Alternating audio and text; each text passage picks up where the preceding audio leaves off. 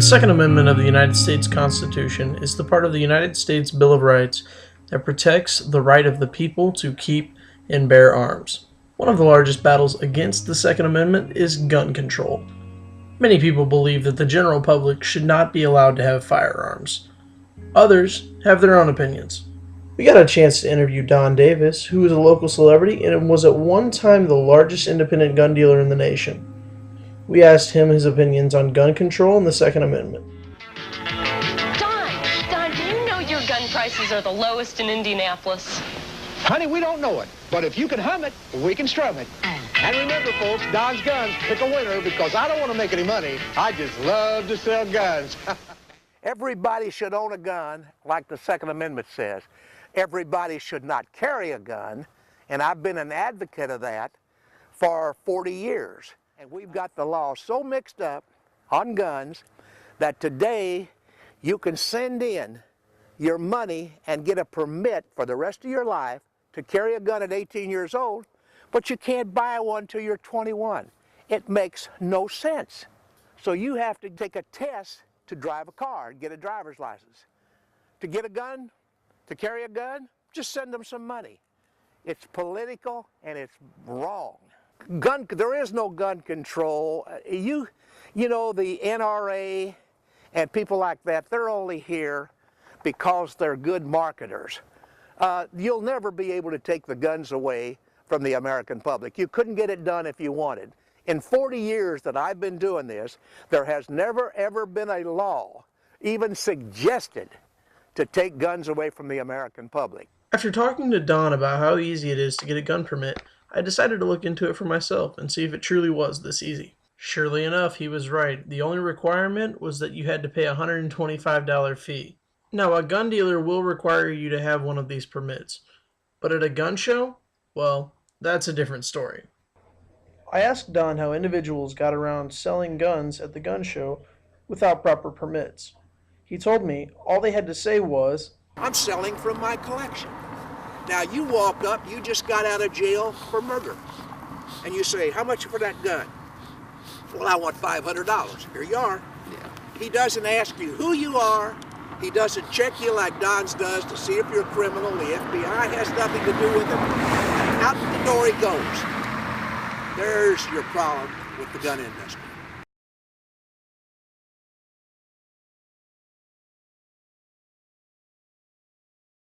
I went to multiple gun shows in multiple states. I've bought guns without showing my ID. I've been with other people who've bought guns without showing any ID, without going through any background checks, who just paid their money and walked out. This is the exact problem that we're talking about. How you doing, sir? Just wonder if we can see your Mahdi Jepsen. I'm looking at that thing. You want $660 for it? Yeah, out the door. Have to be over 18 and a high resident with no tax and no payment. Oh, I need to see your driver's license. Do you have one in the car? Are you a high resident? Sure, what's your address? What's your birthday? Oh, okay. Okay.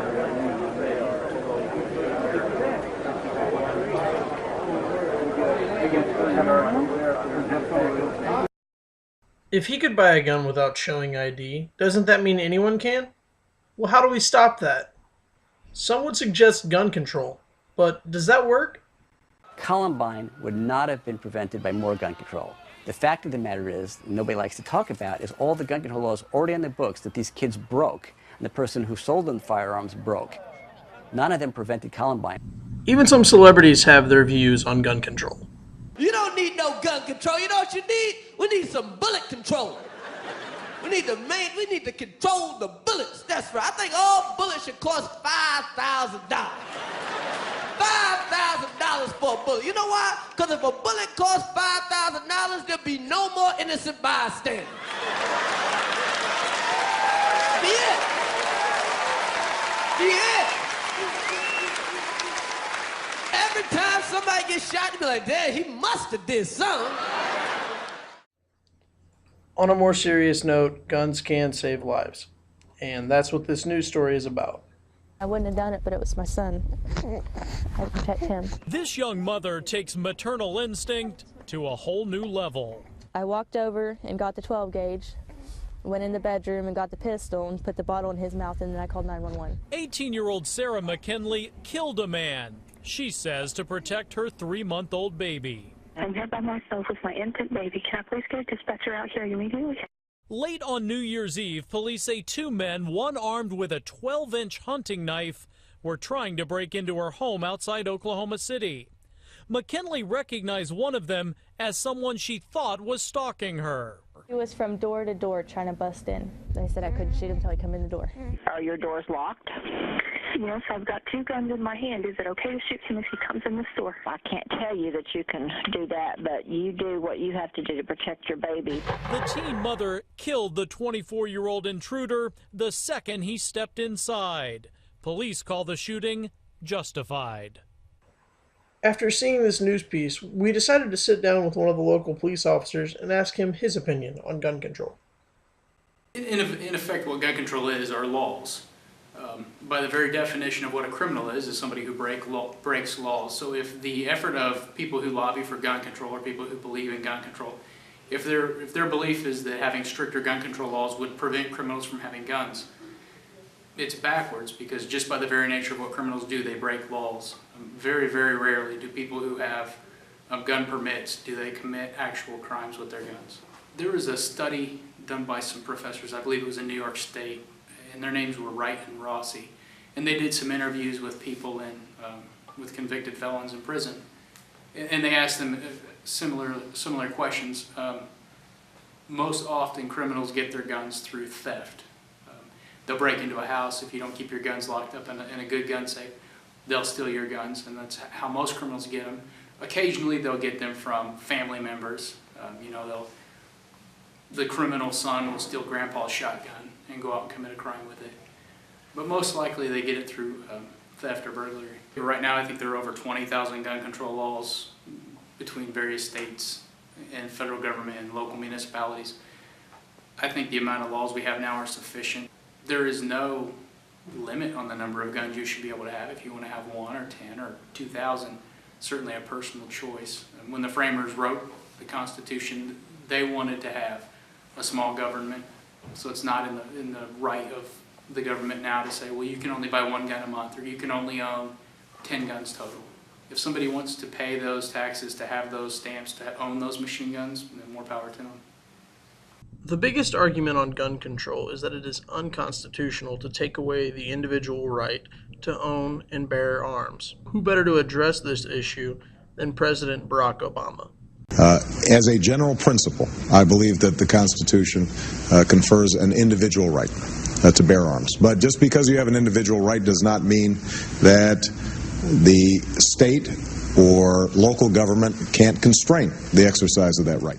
We got a chance to sit down with Zach from the National Association for Gun Rights and asked him a couple questions about current policies and how he thought gun control should be handled.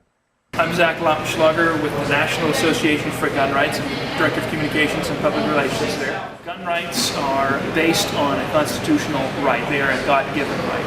And the right to keep and bear arms flows from the right to life, liberty, and the pursuit of happiness. So ultimately, gun rights keep people safe by enabling them to defend themselves. How many criminals do you think go get a permit before they decide, I'm going to go rob the convenience store, but I'm going to do it with a legal gun?